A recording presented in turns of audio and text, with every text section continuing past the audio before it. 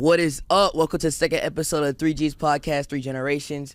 My Uncle Michael, also known as Uncle Chump, a.k.a. the Bootleg Historian. My dad, Ray Daniels, also known as the Culture Referee. Let's go, Dad. Let's go. So listen, y'all. By the way, welcome everybody. I'm used to being a lead-in, but this is about him, so he welcomes everybody. How y'all feel about the last show? Did y'all get any feedback? Y'all any thoughts? I was scrolling through those comments, and I'm glad. I like the LeBron supporters. But the one who said that, I saw like a comment where it was like, our feet are too close.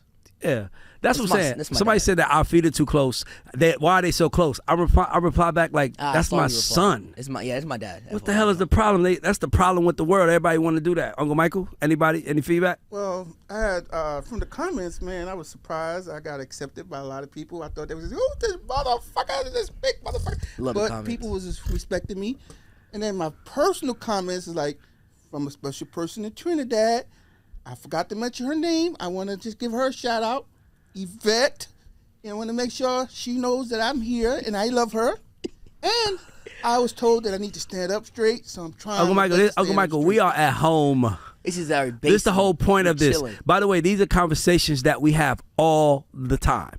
So don't worry about that. Like, the fact that people are criticizing you means you're doing something right.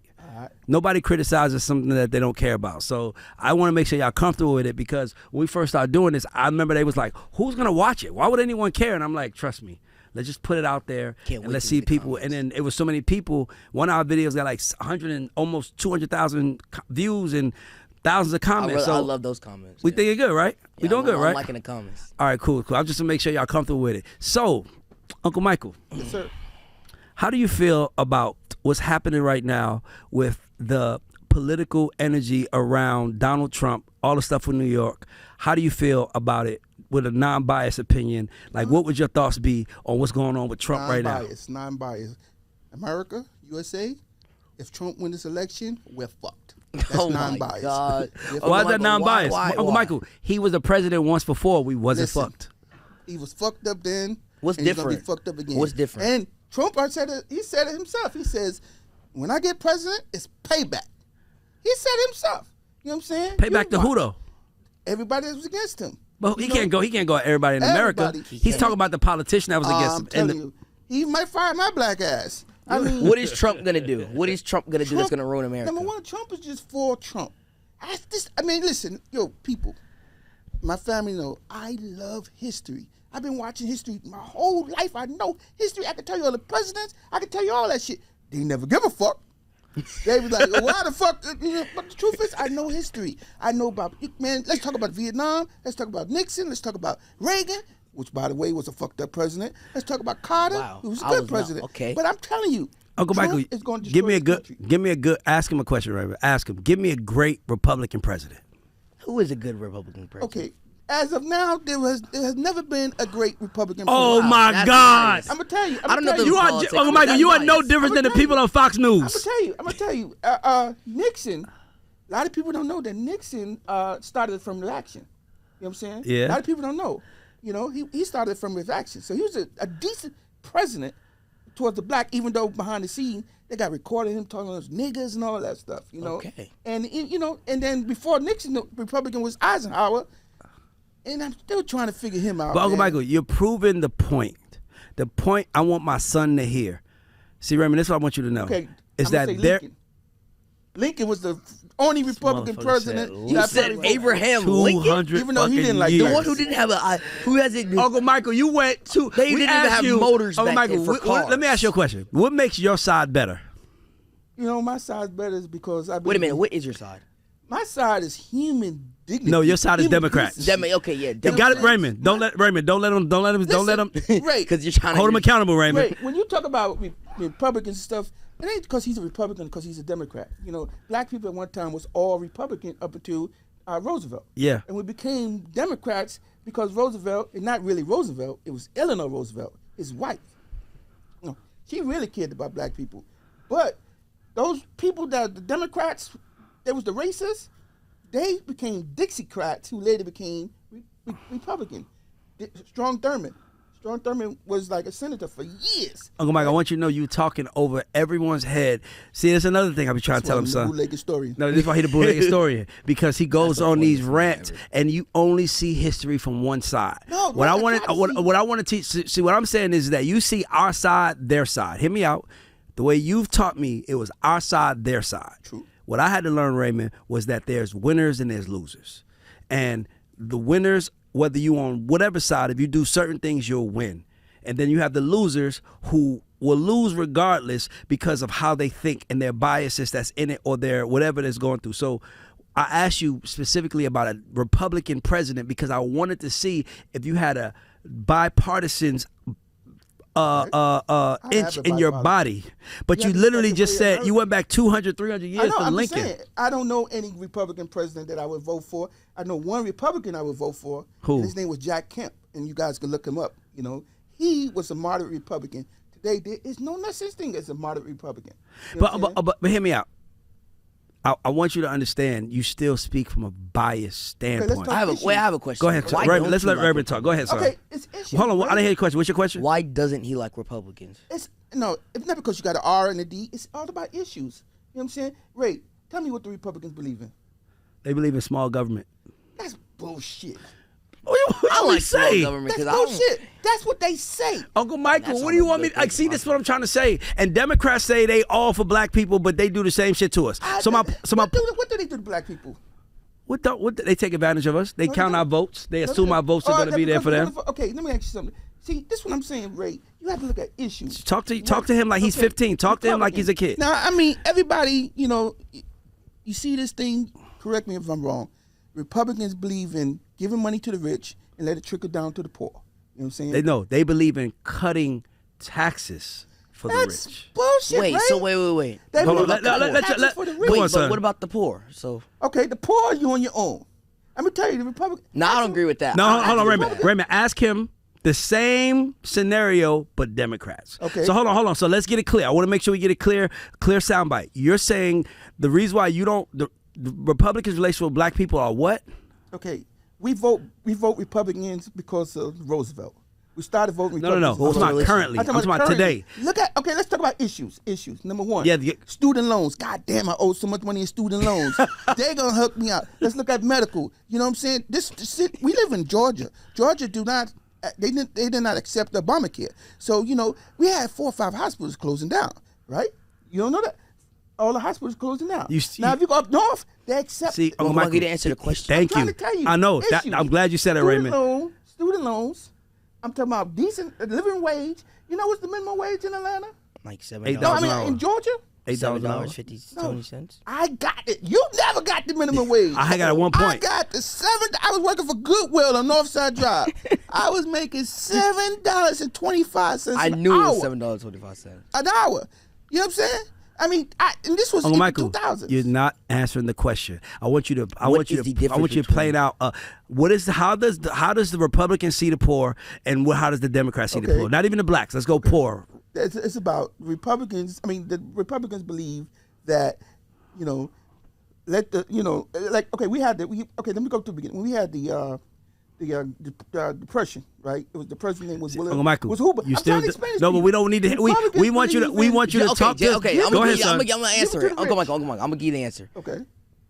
How does the Republicans treat the poor, and how does the Democrats treat the poor? Today. Just answer it like that. Just answer How it they like view that. today? Okay. Thank you, son. Republicans, they want you. They say we'll pray for you, and we want you to go to a goddamn outside agency. You know what I'm saying? I work for FEMA. No, he's still not answering. See what I'm saying? No, it kind of sounded like he was No, answering. Raymond, he's speaking from his perspective. Okay. Now, I'm not saying what do they really do to you, because they don't do this to anybody. No, I'm saying how do they see poor?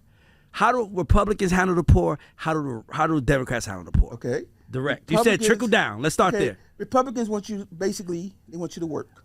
They're not going to give you a living wage. They want you to work. They're not going to do unions. They want you to just work and make your money and live and let God handle it. That's basically their. And what do Democrats do? The Democrats will at least try to give you some training. They believe in giving them a living wage. If you go into a blue state, the wages are much higher. Because So they even have housing. I mean, they have a housing initiative. You know, New York, You know, they have housing initiatives. Raymond, I want to tell you a story. Wait, hang on, Dad. Which one are you? I'm independent. He's starting to be a Republican because he's got some money. So it's nobody. It's no. What? Raymond, see what I'm trying to say? I'm completely. So wait, you're not being biased at all. So neither. Raymond, okay, so let me tell you a story, son. I was in college, freshman year. George Bush and Al Gore were running for president. And my business 101 teacher tells the entire class, which was all black kids, it basically, are y'all registered to vote? And we was like, we 18. Yeah, whatever. We don't know. I don't care. And he says to the classroom, y'all better take this election serious because if George Bush wins, y'all are all fucked. Now, I don't know if a teacher should talk to kids like that, but at that very moment, my reaction was, well, why the fuck am I here then? Yeah. Why am I here? No, hear me out. Why am I here if you, who are supposed to be teaching me about life and how to make it in the business life, is telling me that if this man wins, I'm fucked? Dog, I quit school. I didn't want to go to school no more. That's not really the reason why you quit. That's one of the reasons why I quit. Because Ray, let me ask you something. You lived for 8 years of George Bush's presidency, right? Yeah. Okay. And he was 100% right. Let's say you. No, he wasn't. He was wrong. Let's say you. Uncle Michael, Let's say you. Uncle Michael, he was wrong. And he said the teacher said that to you, right? So you said, well, damn, I'm going into the army. I'm going to get a career. Because they tell you, you're going to the army, right? You know what that motherfucker had for you? He had 3 wars for your black ass. You know what I'm saying? The people that went to war died. Uncle Michael, that is why. See, this I want my son. See, here's the problem. This is the point of this show. Not a problem. This is the solution this show solves. Is that Uncle Michael talks about history. Sometimes knowing history is the worst thing that can happen to you because now you think that things are impossible. Little Raymond, when you were born, November 16, 2008. November 18th. November 16th. I mean, November 16, 2008. By the way, the Falcons lost his ass. Hold on. He telling us all the time. Let me out. Uncle Little Raymond, you were born November 16, 2008, which means that when you were born, America had nominated its first black president. So that means you grew up in a world where a black man being president was possible. Uncle Michael, now here's my question. Did you think it was possible for Obama? No, yes or no? Yes or no? No. I would like to apologize to Barack Obama. Hear me out. Hear me out. Did you believe why you apologize to Obama? Because when I heard his name was Barack Hussein Obama, you said this nigga ain't gonna win. Shit, he's not gonna win. That's my point. Barack Obama, I apologize. But hear me out real quick. Here's the point I'm trying to say. The point I'm trying to say is that if you were in the room, Barack wouldn't have ran. Because you would have said you don't stand a chance. And what I'm telling you is that in order for change to happen, you have to be an optimist naturally. Right. And you're not an optimist. You're a pessimist. I'm a realist. No. Well, you said your realness. Hold on, hear me out. Your realness before 2008 was that we would never have a black president. By the way, it was my realness too. So that is what made me say, you're right. That's my point. And what was the name of Obama's book? Hope and Change. No, The Audacity of Hope. Oh, yeah. Okay, yeah. So yeah, why? Right. So hear me out. So why wouldn't we put that into a 15-year-old? No, why would we tell him? That's my point about why I didn't like that the teacher said. Here's this grown teacher telling a whole bunch of kids who don't know nothing about the world that the future is not theirs if George Bush wins the presidency. He did win the presidency, but guess what? I got rich in the George Bush era. But a lot of people died. But and guess why those people died and didn't get rich? Because Hear me out. No, let me finish. They didn't get rich because they thought like you. No, hear me out. Yeah, right. You're right. They thought like me. They thought like you. Right. And what I'm telling you, and the whole point of this show is for you and I, different generations, to teach the third generation, the third G, that anything is possible if he believes in himself and he goes after it. So I don't like when we say, so when Uncle Michael speaks about poor, he speaks from a very no one cares about us but these people. And I don't like that, son, because that's not true. That is just not true. And your dad is proof that that is not true. Now, you will have people tell you that I'm 1 out of a million or whatever it is, True. but I lived it. True. Hold on. I lived it. And when I lived it, I will tell you that I'm not, the attitude that I have, I'm one of one. And that's why I won. Yeah, Ray. But there's a lot of people that had their same dreams that didn't make it. And the reason why, you're right in a sense with him because you said that he wouldn't believe. I remember, just a few years ago, I would never thought that they would take the Confederate flag out of Mississippi, and they did. And not because of his generation or people around his generation. His generation believes that they can change things. Confederate flag was like the other side. Tell them about the flag. Boss. Okay. But I mean, you're right in a sense, but going back to George Bush, you know what I'm saying? When I grew up, and me and my older brother, you know what I'm saying, the only option we had was the military. And they throw this shit at you. I always say there is still a draft today. It's still a military draft today. But it's not a draft where they call your number. It's a draft economically. We trying to get out the ghetto. So the military was the best way to get out the ghetto. You know what I'm saying? How the fuck you gonna how you gonna get out the ghetto otherwise? Hip hop. And that brings us to the next topic. Let's go. Go to the next Hip hop. And that's why I want him to understand. See what I'm saying, Raymond? Right. When someone tells you it's impossible, your dad is here to tell you it's all possible. Again, going back to last week, I told you, Ray, I worked in the music business. I seen people that had hit records, that had gold records. You know, you heard this rap song that came out in like the early 90s called Wiggle It Just a Little Bit. Yeah. I remember the dudes just getting started. And I remember that they had the records and boom, boom, boom, boom, boom. You know what I'm saying? But it lasts just for a minute. Uncle Michael, but here's the thing. Timing is everything. That's why you got Bill Russell probably was making $60,000 a year being the best player in the NBA. And now the top player in the NBA is making $60 million a year. It's all, that's what I'm telling you, son. It's about timing. But let's get into rap beef. Hold on. So can we talk about rap beef? Okay, but let's talk about rap beef. Okay. But it's like I want to say. Okay, say it. Just go say. So son, let me tell you something. There's no pressure on you. I'm your father. You can talk about what you want and how you want. Your daddy's house and your house. And you ain't nothing you can say. All these people filming work with your dad. That's my family. Let's go. All right. So last episode, Uncle Michael said that he wanted to talk about why he thinks West Coast music was terrible and why he thinks Drake is not a rapper. So okay. Let's elaborate. Ladies and gentlemen, I need you to hear me out before you curse me out. Number one, Drake is not a rapper. Drake is spoken word. I have not seen him. Maybe I never seen him perform. He do not have any flow. Everything I heard of Drake, I'm saying, what is this bullshit? You know what I'm saying? He is not a rapper. But some songs I can see why you would say that. I don't see. He's not a rapper. I'm telling you. He's not flow. I have never seen him live, and that's the next. I need to see him live because who the fuck want to see? Oh. Yeah, I was walking down the street. And, he's just talking. Yeah, but your song was "The Pills and Hills and Pills and Hills" and. What song is that? What's that one song? It's like a New York song, like the pills and skills and what is it? I forgot what it was. The pills and skills. I don't know. It's not that's not the words, but it's like that flow. It'll come to me. Okay, I'm saying a rapper, and this is what fucks me. Hold up. on, let me ask you a question. So you think KRS-One is better than Drake? Ladies and gentlemen, I'm here on record to say KRS-One is 1,000 times better than Drake. Oh, KRS-One moved my ass. KRS-One taught me. He had a song called "You Must Learn." You know what I'm saying? KRS-One it pisses me off when I hear it. Who's the greatest rapper? It makes me. I'm not a fighter. I probably get my ass kicked.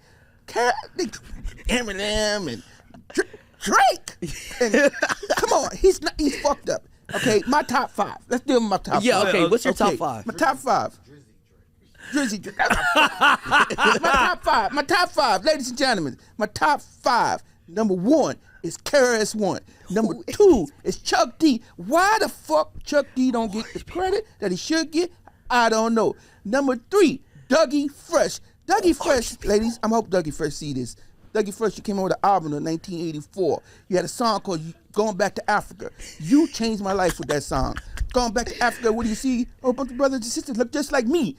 You changed my life. We love you, Dougie Fresh. 4 or 5. Okay, then. You wasn't born. You was young. One of the baddest rap albums ever came out was in 1990. Mama Said "Knock You Out." LL Cool J. LL Cool J. LL Cool J. So he's number 4. One person I know. Okay, give me 5. Then you got to get number 5. My boy Rakim. Eric B for president. Listen, Eric B for president. I just know LL Cool J. Rakim is Raymond. Rakim is. So to me, Rakim is LL Cool J was the first star of hip hop, but Rakim was the energy changer of hip hop. Like he came with a different flow. Like everybody else was rapping like I can't about, and he just came with like this flow. Like man, he was just ill. And Rakim is the reason why we have Nas. He's the reason why we have Jay-Z. He's the reason why we have Biggie, because he was like, and then he was like fly, but he was street, but he was educated. which is rare in hip hop because LL Cool J wasn't really educated as much as he was just a star that had the ladies going crazy. Rakim was like, he had ladies was messing with him, the dudes respected him. If you like lyrics, so Rakim, he's definitely that. And then when he said, "Now I learn because I'm righteous," I felt that. You know what I'm saying? Search for a 9 to 5, because if I die, I better just stay alive. I'm gonna tell you something. I don't know these words. August of 1986, I'm on a train, right? We had the Bronx Day in New York, and we was at 23 Park, and people from New York, they know 23 Park.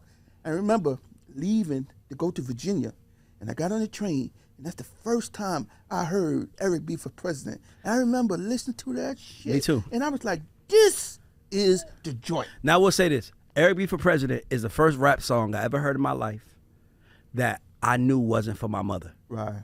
It was something about it sonically. Because, like, even when you hear LL Cool J, when you hear, you know, like, it was young, but it felt like everybody, very universal. Like, and then obviously all the hip hop, Run DMC was very universal. Like my mom listened to Houdini. Right. Your nana listened to Houdini. Rakim was the first person I ever heard in my life where I said, this is not for my generation. You know who's that for y'all generation? NBA Youngboy. The fuck is that? What I'm saying, NBA Youngboy for you. Uncle Michael. NBA Youngboy is. Tell me about him. Tell me about NBA. Why is this? Is he in the NBA? NBA Youngboy stands for Never Broke Again, and he's a rapper. He's a rapper. What does the NBA stand for? Never broke again. Never broke again. Oh, no, I thought he was in basketball. No, he's not in basketball. He is a different rapper. But you know, but he's their generation's Tupac. Like, hear me out. I wouldn't knew that. You want to give him that? Give me something that he says that's gonna. Not Remy, he is. Give me something that he says that's gonna make you do something. He doesn't though. That's the point. That's exactly But the point is that these kids have a connection with him though. That's what I mean by Tupac. Those kids have a connection with him. So you're not an NBA Youngboy fan? No, my Dre told me that NBA Youngboy is for the ones who don't really understand things. That's what most kids though. That's a great point. I can see why they're giving it away free. I ain't gonna lie. I mean, the music was free, and free is too much for me. Why you saying that, Uncle Michael? I wouldn't pay for your music. Listen, man. As much as I hate growing old, my back and everything is hurting. I can't. I tried to listen to their music. I tried to listen to this shit. I'm like, this shit is garbage. Uncle Michael, I got you. I hate to say that because my who's your nephews top take Hold care of on, me, my top five? No, my top 5 rappers are my mother is here, by the way, so she just walked in on FaceTime with somebody. Thank you, Nana. My top 5 rappers are, number 1 is Jay-Z. I'm going to say number 2 is Kanye. I'm going to say number 3 is Biggie. I'm going to say number 4 is Tupac. And then Biggie's bigger than Tupac? Rapper, yeah. I think Tupac wasn't a great rapper as much as he was just a passionate rapper who spoke about, he was prolific. I heard you talk about Tupac more. Like Biggie, like Biggie was just, he was probably to me the greatest rapper with words. Like he could make, like he put, to all the ladies in the place with style and grace, allow me to lace these lyrical dishes in your bushes. You don't even know what a dish is. But that shit made a lot of sense when that shit came out. It was a big deal. So Biggie to me is that. And I want to say number 5 to me would probably be, I'm going to say Drake. I thought you would say Kanye. Kanye was number 2. You said Kanye? Yeah. Right. You remember when Kanye Jay-Z, came out? Kanye, yeah. And you let me tell you a story about Kanye West. When Kanye West's College Dropout album first came out, I was broke. And I remember listening, that was the first album that I heard as an adult. That's to me, that's the most important album of my adulthood. Right? Because it was the first time you heard somebody talking like, because as much as I like Jay-Z, he was always rich. I mean, his first song, I'm off of Dead Presidents to Represent Me, he landed in a helicopter in a GS3. Like, it was like, who is he? You know, like, he was rich from the start. But, you want me to pause? Are you good? Oh, I thought you told me pause. But he was rich. He was already made.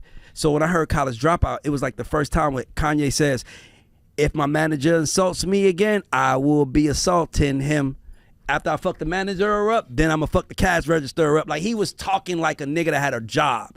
And it's a skit he had where he was like, I have all these degrees. And I never forget, me and Uncle Mike was in my car. And he was like, I have these degrees. And these degrees I have, they don't pay me, but they're good for my wall. And Uncle Mike was like, what bullshit is this? This is terrible. Why you listen to something like this? I didn't like it from day one. And I'm on the record saying I don't like it now. I think he's fucked Uncle up. Michael, do you like Kanye? No. Why? It just never moved me. He never. No, Uncle Michael, like Kanye. Watch this. I'm gonna prove that you like Kanye. He moved you. One of your favorite rap songs ever. Kanye produced. Just to get by, just to get by. Ye produced that. For the record, I like Mos Def and Talib Kweli. I like them for the record. Talib Kweli, Mos Def, you my man. Okay, I'm sorry. He did it. It's nice. Wrong. Just to get by is my theme song, especially when I'm on the martyr. Just try to get on the martyr, but that's my point. Yay. Yeah. So I'm trying to tell you, you gotta. I just think you judge people, and that's the difference between your generation and mine. Your generation, y'all are very judgmental. And my generation, we came up in a world where we kind of have to be open-minded, because I know if I told my mother, I'm going to take care of you from rap music, my mother would have been like, and I would have told my mother, I'm going to take care of you from making rap music, but I'm never going to rap. My mother would have been like, how the fuck are you going to do that? Am I right, Ma? Yes. Exactly. Yes. So that's my point. Yes. So my point is that her generation didn't come from a place where generational wealth was an option to make music. My generation does. So I know when my son tells me if he wants to be a YouTuber, I know that that's a real thing now. Because you got people like Mr. Beast making $40-50 million a year from YouTube alone. I was really mad about that. You didn't know who Mr. Beast was until I was born in 1966.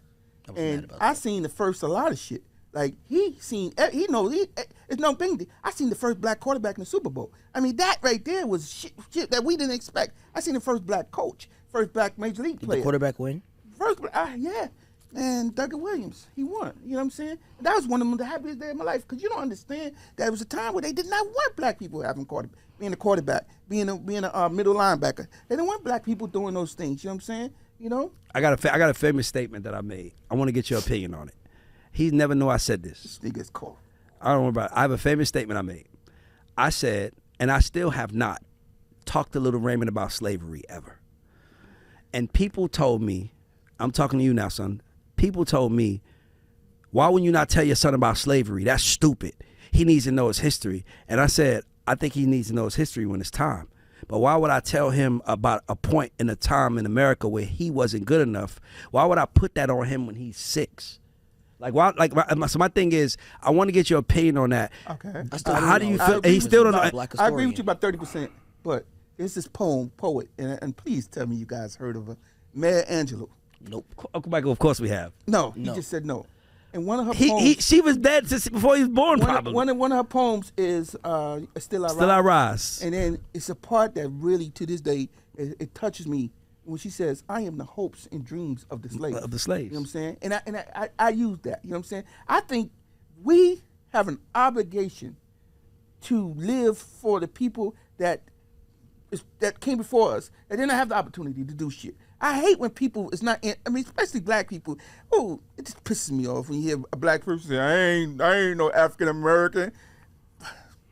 You know, I'm just saying this. I believe I need to honor the people before me. So, no, hear me out. But let's stay on that subject. How do you feel about me not telling Little Raymond, who is 15 now? I think it's a time and place. Ray, so when should I tell him? You should tell him, and when he get more mature, as you feel like he's mature. Ray. So you agree with me then? Wait, yeah, so I told Ray little Ray that I felt when growing up, you know, I felt like I wasn't good enough. And I when I pick up Little Ray from school, I watch Little Ray come out. And I think to myself, Little Ray, he knows that he belongs there. He knows that I would have been having my head down thinking I don't belong there. How do you feel about racism in America? Do you experience it? Because what percentage of your school is black? Shoot, it's most black people, actually. I'm not. So it might be like 50-50. Okay, so at my school I went to in Atlanta, it was like 99 to 1%. There was no white kids that went there. Yeah, so how do you feel about racism? Like, do you feel like you want to be educated on it? Do you think it doesn't affect you? Like, I'm just curious. That's a good question. I mean, I feel like it should be known, but I'm talking strictly from your perspective. See, that's another problem. Okay, so I don't. Racism? Sometimes, but it's like give me an example. There was this thing on TikTok where they say green. No. See? No, it's still racist. You went TikTok. No, it's still racist. No, I'm giving the backstory on how it's racist. Okay, no. Have you experienced it though? Yes. Okay, go ahead. Green FN, which stands for green. You can talk. Go ahead. Green fuck nigga, basically. Yeah. Okay. So, but there's. What's good, everybody? This is Ray Daniels, aka the Culture Referee, and if you were wondering who this beautiful woman sitting next to me is my sister Tiffany Daniels Sai. Let's give it up for my sister. Everybody can clap. This is good. And my sister she's the most talented person in the family, and we started a family business, a signature scent company. So if you like smoke a lot of weed in your car and you want to get the scent out, you have to check out these scents. I know guys that use it for the weed. I know people that use it for cologne and everywhere they go to get compliments. We make candles. We make room sprays. We got them in kits. So if you want to buy something for your loved one or anybody that you care about, hit us up, LorraineCo.com. We're going to put the website at the bottom of it. But support this black business, support this black woman, and order, I promise you guys. As a matter of fact, use the word gods, and we'll give you 15% off. I just made that up, so if my sister's face looks crazy, don't get mad at her. I'll eat that. But guys, when I tell you this shit is incredible, you really should check this out. The best scents ever. LorraineCo.com, and we'll put it at the bottom of the screen. Thank you. Thanks. White kids who are saying green FN. I don't know if that's racist, but and they say it. That's inappropriate. But would you consider that racism? Say N-words. No, I think it's inappropriate. I think it's inappropriate, but I wouldn't call them racist for saying a term because let's be clear. Is there any word in America that black people can't say that white people can, that if black people said, they'll get in trouble? Yes. If I said it, but it says at school. No, I'm talking about. No, it's not. I mean, it's like that. It's like that. Am I tripping? We got what we call intra communication, colloquians. We can speak our language. You'd be surprised. You talk to a bunch of Irish people. They got words where they use together. You know what I'm saying? But I'm asking. So what I'm just saying is. So can you name a word then? What, that black people? Yeah. We can't use really. If a white person say the N-word, it's gonna make me offended, and I had to happen 3-4 times in my life. You know what I'm saying? Where. And I remember twice in the Navy, and this guy came up to me and said something about collard greens, and he looked me right in his eye, my eye. He said, "Oh, the niggas, they like the collard green." I was shocked. Hold on, a white man said it to you? A white man, in fact. But see, Uncle Michael, this is what 80 what? 85, 86. See, I can say 80 something. I knew it wasn't 2000s. Right. I knew it wasn't 2010. See, what I'm trying to get you to see. My thing is this: is that as black people, we have to, and this is going to be hard for us, we have to let go of the trauma that came before us and not put that on our kids. We have generation trauma, Ray. No, I know, but he doesn't. No, he doesn't. And why doesn't he? Because I didn't. Because I recognize it, and I didn't put it on him. I understand that. You recognize it. He has generational trauma, just like we all have it. You know what I'm saying? Little Ray, I need y'all to look at YouTube, and there's something called DAR test. And they did the DAR test in the 50s, and they did the DAR test. Is that the brown paper bag test? Yes. No, the DAR test. I know the DAR test. The DAR test. They had these DARs. Oh, doll. DOLL. They had these DARs, test. and they had the white DAR, they had the black DAR, they had the green DAR. They go up to they had these black kids right in front of them, and they said, "Who's ugly?" And 90% of black kids put the black DAR, right? And they said, "Well, who's more like you?" They picked the black guy. That right there is generational trauma. You know what I'm saying? And then they did the white kids. And none of the white kids say that, they say, "Who's ugly?" Boom. They point to the black kid. They point to the black dog. They would never say the white dog is ugly because up here, we believe that. Right? You don't understand. It's in our heads. I don't think it's in our heads in 2024 as much. Yes, it is. Right. My little girl sitting right there. I don't think she cares about that. She thinks black is absolutely beautiful. No, she don't. We had an instance on a Christmas that something happened, and your sister's my sister, your mother. How many years ago was that? Here's my point. Oh, you talking about here's that? My point. She's 7, and we're talking about someone she was 6. She was 6. She was 6. She did. There's Roblox, and she doesn't like to be dark skinned on Roblox. She likes to be light skinned. She likes to be white. Come here, mama. Come here. Her Roblox character is not her color. Everybody, this is my wonderful, beautiful daughter, Miyoki. Everybody clap for Miyoki. Say hello. She's a chump. She's a chump. So let me ask you a question. Do you think black dolls are ugly? No. You think they're beautiful? Yes. That's a question, Uncle Michael. Okay. You remember that day you had that for Christmas? You don't remember that? She's 4. She's 4, Uncle Michael. Do that dog? She was 4. I went this. I don't remember. Oh, She you threw remember? that. My nigga got her. How about that? If she don't remember the But you reason, know what? if she don't remember it happened, she don't remember the reason why it happened. Okay. It was a yarn okay. doll. It wasn't because she was black. It was because the doll Is was there any not question you compared to wanna her ask? real dolls. You don't have no questions? You want to stay here with me? Okay, cool. Miyoki had $50 dolls, and my nana got her a $5 doll. And she knew the difference, and she threw. Now the $5 doll. she is bougie. Yes. I agree. Now she's bougie. Well, let me ask you a question. What kind of She came planes to do you my want to fly on? house How do you want to talking fly? How do you want to travel? Private. No, Private. no. Don't see, you mess it up. How do you like to travel? Say private. Private. See, now Remy, you mess it up. What was she gonna say? She says first class. I mean, first class. Oh my goodness. She forgot. I didn't even know No, that. she always why- says that. I always said I'm gonna bring What kind, her ass hold on, on watch the this. martyr. Watch this. What kind of She star said the you want same to stay thing to on? me. We never What been kind on of star there. hotel you want to stay on? 5. Come on, man. So it's not the doll's color wasn't. It's just that she had a $5 doll. My She point threw is it. that I recognize the trauma and the fucked up shit that was put into me, Yes. and I just didn't put that into my kids. Look at Which is Nana. good. Look Go at ahead, Nana. mama. Which is good. Go ahead. I didn't put it in my kids. You know, I mean, you know, I don't put that in my kids because my thing is my thing is like, let me tell you something, Uncle Michael. I know, and this is why I love and respect how Jewish people carried themselves, right? Because Jewish people, they made the willing sacrifices to make sure that their kids had everything they need. And that's what made me respect them. It was the fact that they said, you know what, it's over for us. We're going to take the jobs no one wants, but our kids have no choice but to take 3 jobs. And that's why they are so powerful in America, because they made a plan and they all stuck to it no matter what. And my thing is that we trying to go forward, and then as I'm trying to go us forward, it's always some old shit that come up from the past that has nothing to do with tomorrow.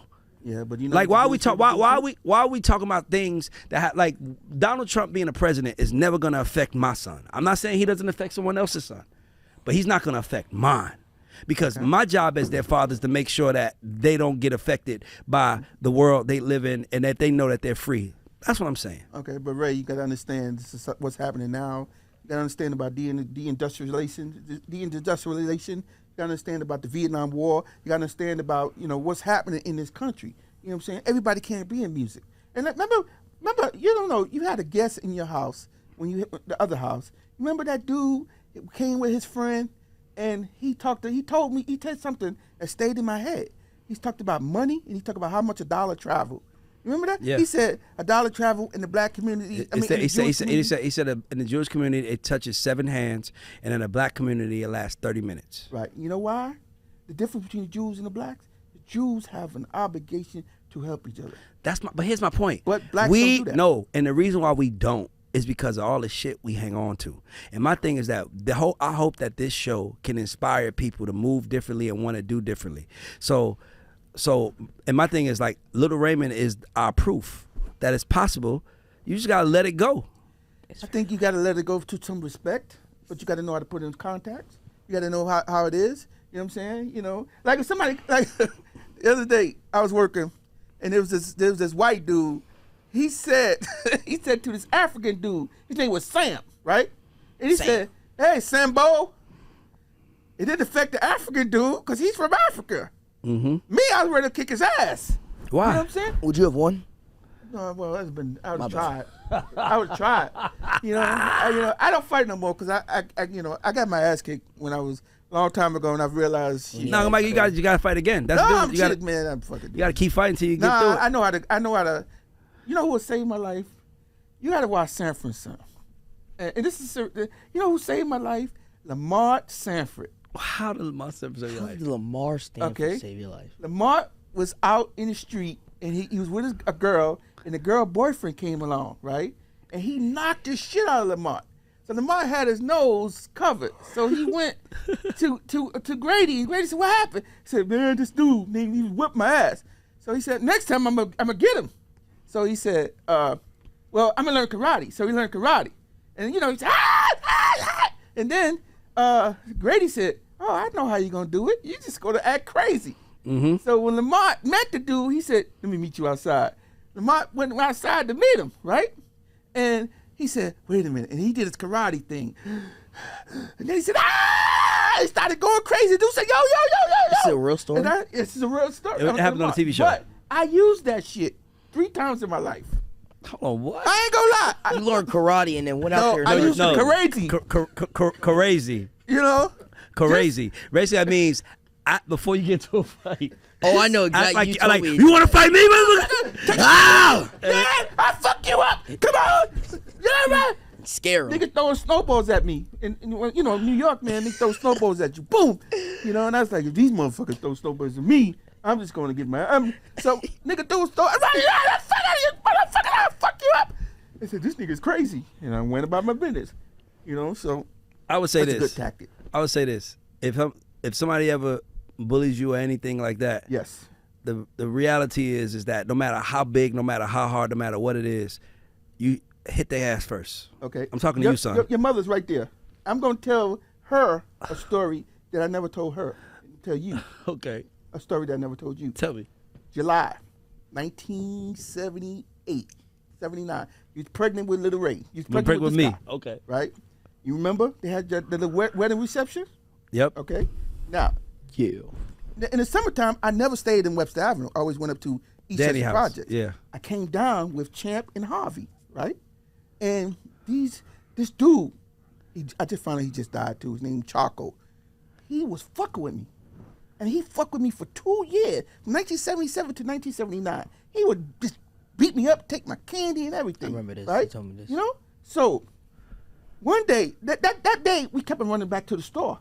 And Charco saw me, and he said, motherfucker, and he started fucking with me. And then he threw a pig feed at me. I'll never forget what it was, a pig feed. He threw a pig feed at me. And I decided not to catch the pig feed, right? So everybody said, man, he dropped your pig feed. So Charco told his friends, the next time I see his ass, I'm going to fuck him up. And then about an hour later, I'm going to the store with Champ and Harvey, right? Yep. There was Charco. I don't know, man. To this day, I think God was on my side. I said, I'm not gonna. First of all, I didn't want to get my ass kicked in front of Champ and Harvey. Yeah. You know what I'm saying? And I decided to fight him. And I did. And I remember talking to myself while I'm fighting this motherfucker. And I remember saying to myself, nigga, you doing good. I remember saying, God damn, you got this motherfucker. And I'm throwing him out. And then he's on the fucking ground. And I'm like, damn. I'm winning this motherfucker. But I got scared. Champ already took off. Boom. To this day, and I just found out that Harvey died recently. Yeah. I respect Harvey. I mean, Because he was little. yeah, he was little. That was our cousin, but he was real little. And then maybe one day, I'm going to show you a picture of that day. Maybe you can put it in this reel. Yeah, we will. I'm going to show you a picture that I got. But I ran, and then Harvey stayed out and fought. And I always respect Harvey for fighting. But that was my day where I just said, fuck it. Me and Charco had about 4 fights. After that day. You know? Yeah. And then I realized sometimes you do have to fight. What's the series? Yeah, Uh-huh. did you win? Is it 2-2? Well, 1-2? Okay. 1-4? You won the first one, it sounded Okay, like. the second fight was a tie because I used to go to Alfred E. Smith High School in the Bronx, which I didn't really, auto mechanics, I just couldn't do it, so I got the fuck out of there.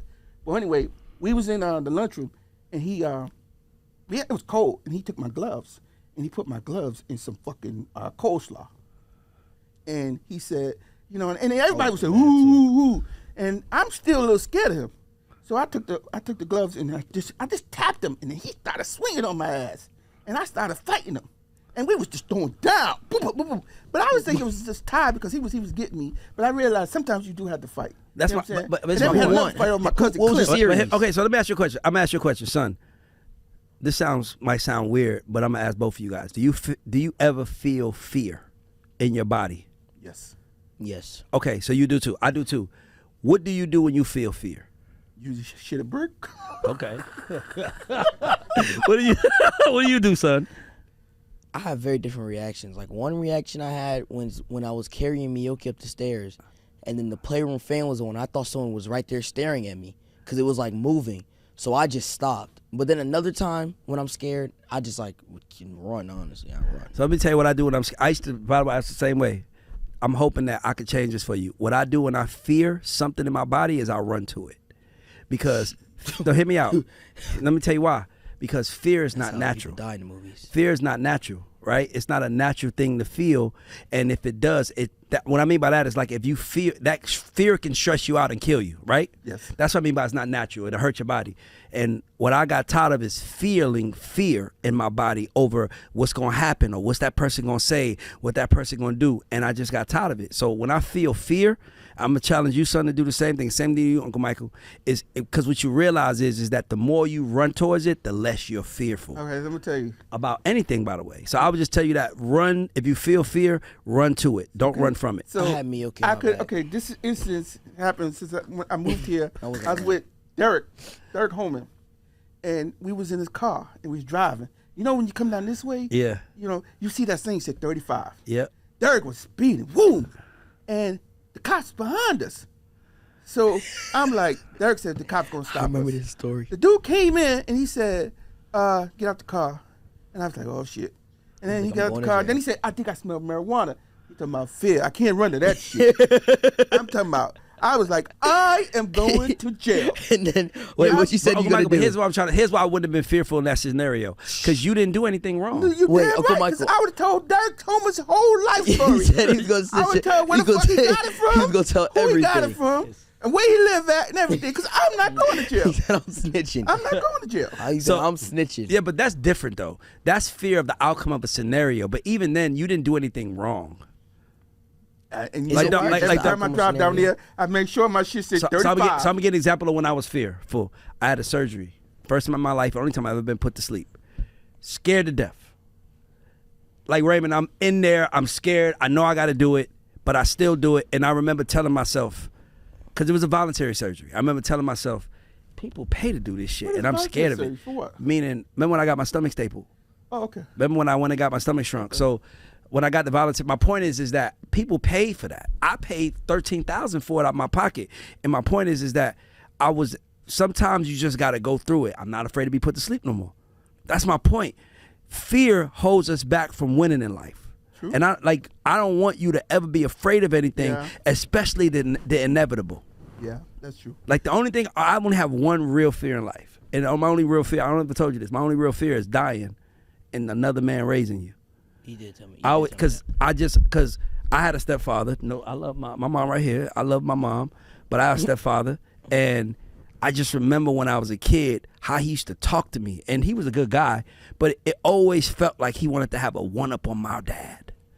Like, you know, I was obviously an impressionable kid, and he's like, yeah, I rap with LL Cool J. And I never forget this to this day. I had to be about 8 years old, and I said to Derek Moody, and I regret this shit to this day. I was 8, and I regret that. I said, I wish you was my dad.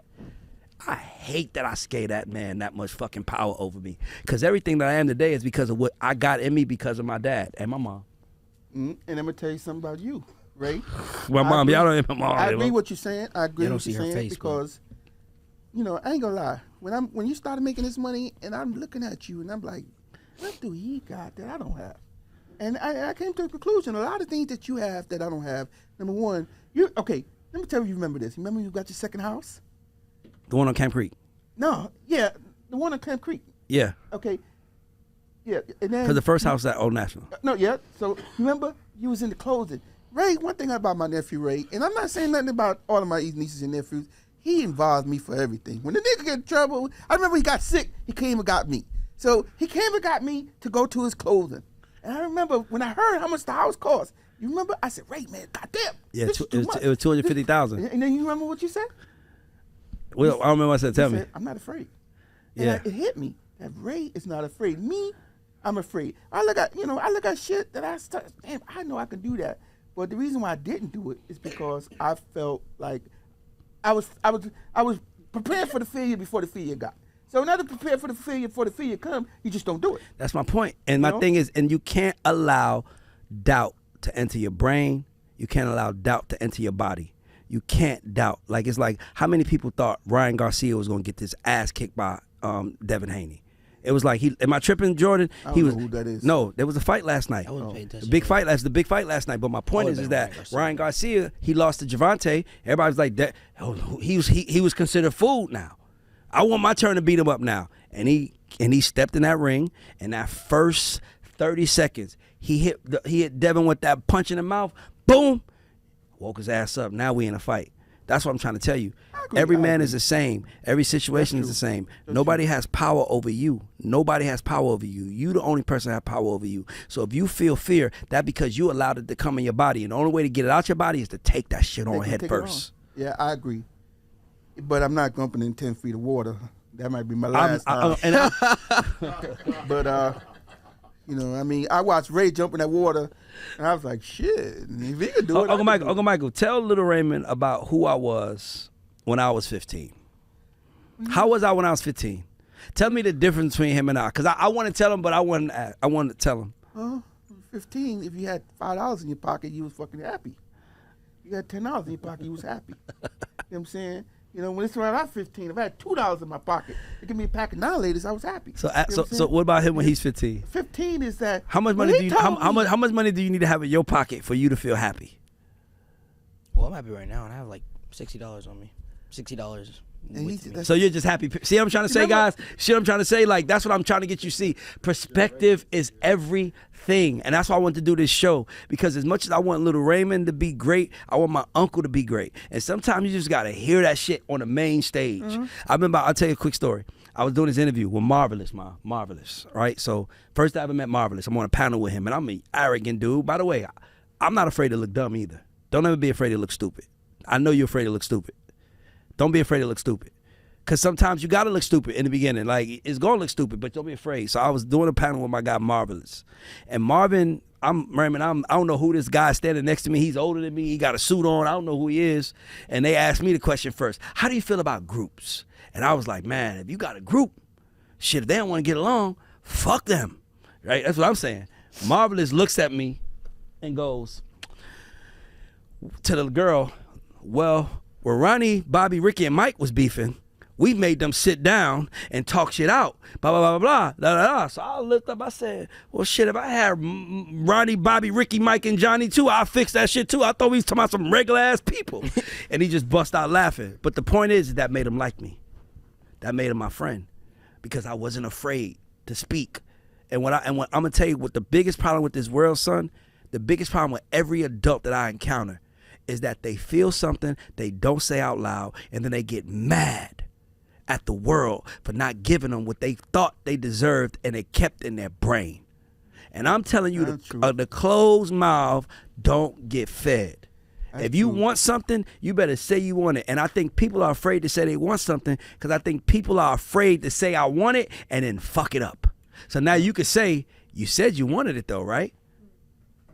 Yeah, that's true. I remember when Puff Daddy came out, and you know, Puff Daddy did something different to rap music. Yeah. You know, before it was like they were taking cuts and shit, and then Puff Daddy just take the whole motherfucking song, boom. And you know, I remember I'm coming out with Diana Ross, and I was thinking to myself, damn, I can do that. You know what I'm saying? It was not creative, but it's so. And you're right. Sometimes you just got to make a chance. You know, I see things, man, and I said, damn, I can do that shit. The problem is, you know, and that's what he got that I didn't have. Is he has confidence in himself, and I didn't have confidence in himself. And that's why you around to teach him confidence. You teach him how to have confidence. Me, shit, man, if I had these big ass, I don't know if you know this, and my sister probably, I don't know if she know this, but, you know, when I was a kid, they used to call me white boy.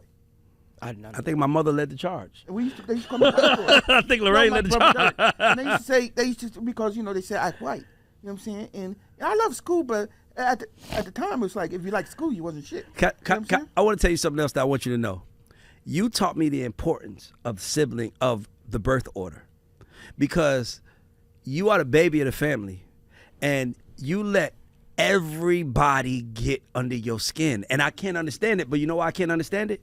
Because I'm grandma's oldest grandson. And I'm the oldest grandchild that was raised in the house, right? Like, obviously Lisa was older than me, but Lisa wasn't in the house with us. So because I was the oldest, I didn't really have nobody to worry about what they thought. So you worried so much about what people think. So it reminds me of the day when we was at the hospital. Yeah.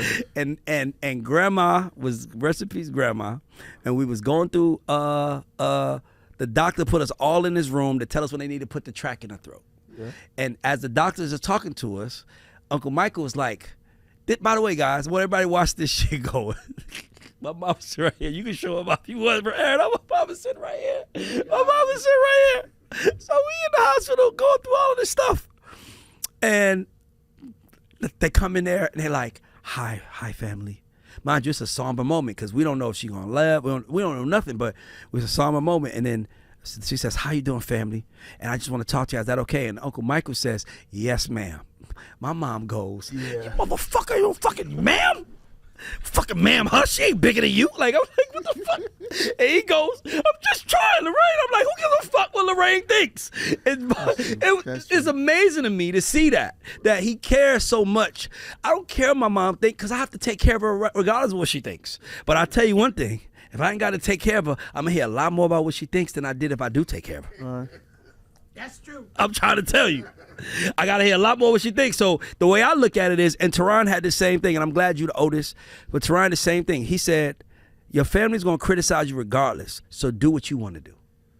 Yeah. And as long as you're happy with it, who cares what your family thinks?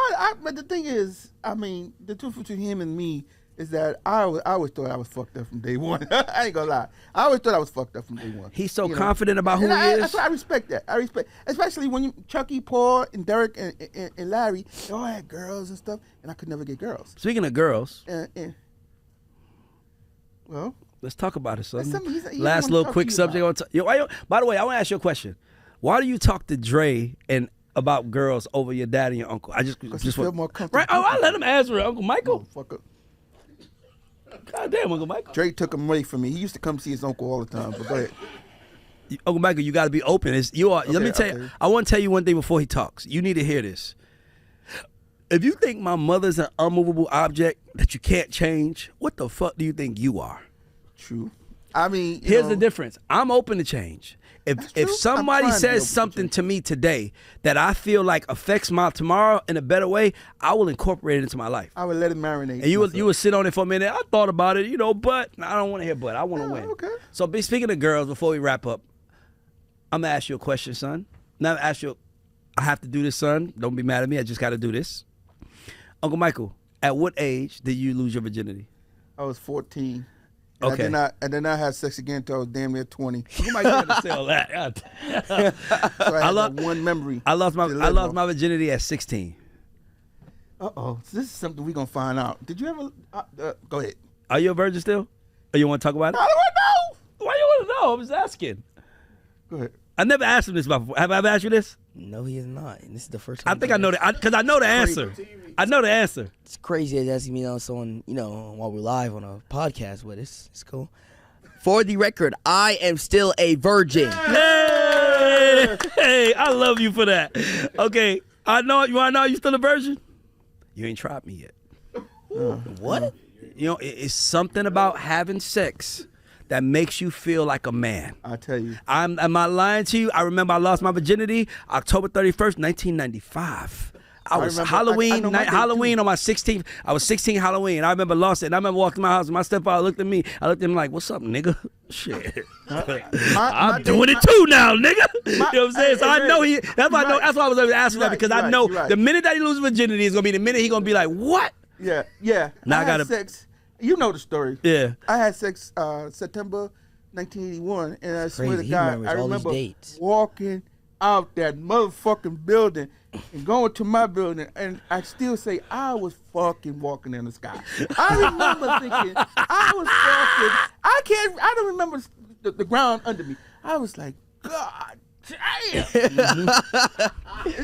then I had that one fucking memory to go on until I was 6 years. For 6 years. And I'm like, and then Wait, you didn't have sex? I didn't have sex until I joined the Navy. I had sex at 14. I didn't have sex until I was in Virginia Beach, Virginia, and no, not Virginia Beach, Ocean View, Virginia, and I met a girl, believe it or not, at the Kentucky Fried Chicken. And but the funny thing about that was, I was afraid to buy food at the Kentucky Fried Chicken. I was greedy, so I would order instead of 5-piece, I would order a 3-piece and a 2-piece. And 2 sodas to throw the motherfucker off, but I was gonna eat them all. But I never really liked to eat around people. I was very, insecure. I was big. I was insecure. To eat around people. He was fat. He didn't want people to see him eat. Back then. But I realized I didn't give a shit until when I got older.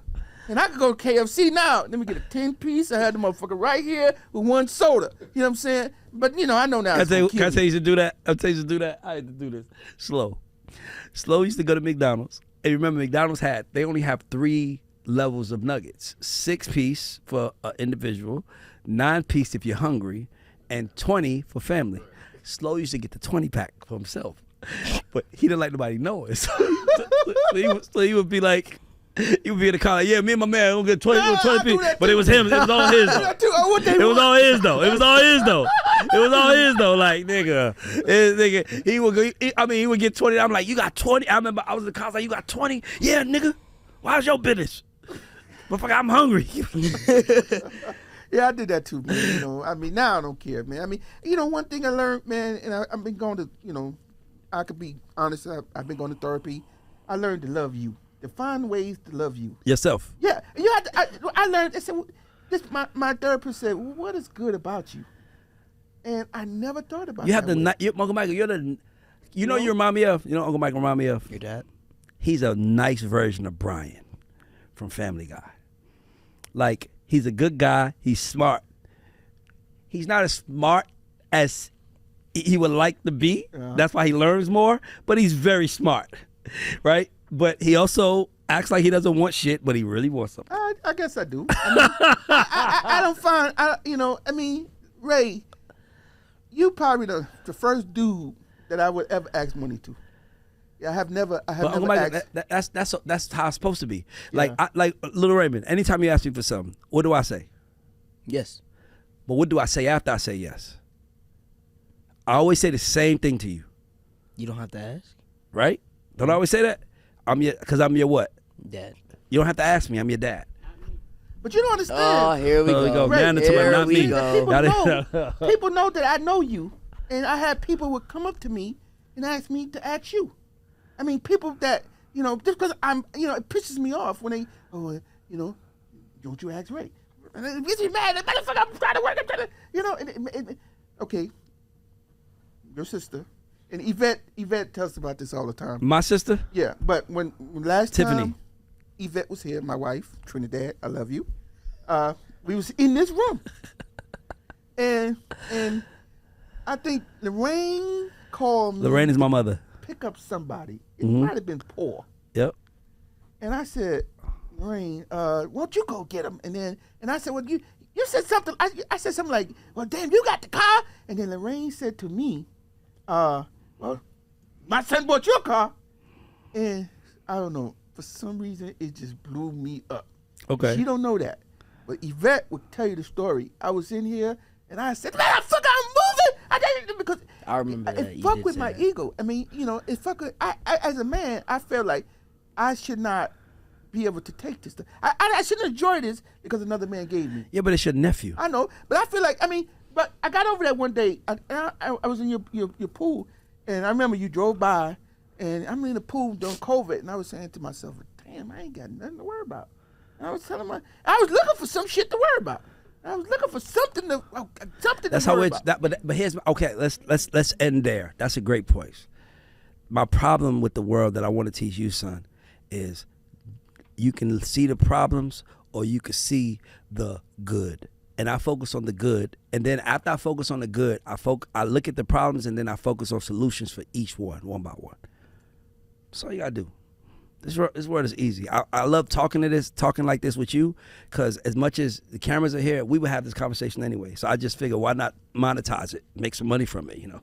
Man, trying to teach my son how to be a businessman. Like, right. you know, and I'm trying to tell him, like, we're going to make some money. Let's make some money from doing this. I mean, by the way, if you want to get, my uncle loves dashikis. We would love for a dashiki sponsor. I like to get some original dashikis. We love a dashiki sponsor.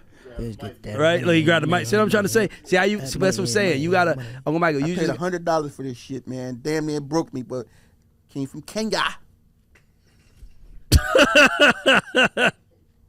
Well, stay butt. I just want to tell you that, son. Like, this whole point of this podcast is for you.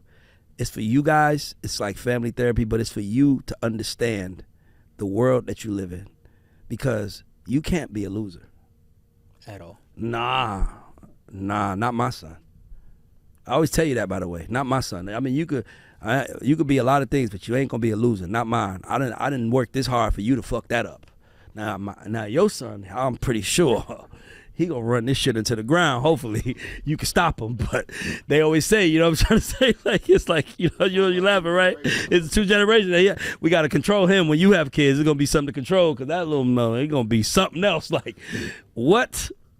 But Elard the third, I love that. He be the 6th. No, but that we start our own thing over. You good, mama? You want to say goodbye? Come on, help me close it out. Come on.